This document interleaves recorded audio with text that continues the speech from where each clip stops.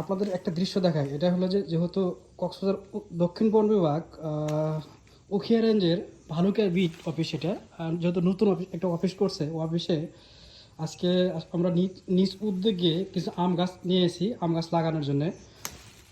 যেহেতু আম গাছ হয়তো বা আমরা বদলি হয়ে গেলে পরবর্তীতে যারা আসবে তারা যাতে খাইতে পারে, সেই জন্য আজকে আর এই আম গাছ আমরা লাগাইতেছি।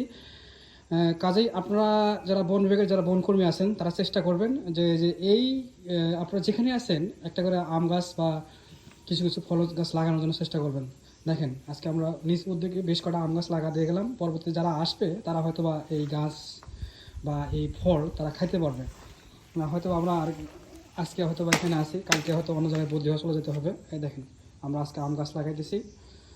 এটা আমরা যারা বনকর্মী আছে তারা সবসময় চেষ্টা করবো যে যেখানে যেখানে অফিস আছে সেই অফিসে আসলে এই গাছগুলো লাগানোর জন্য চেষ্টা করবো।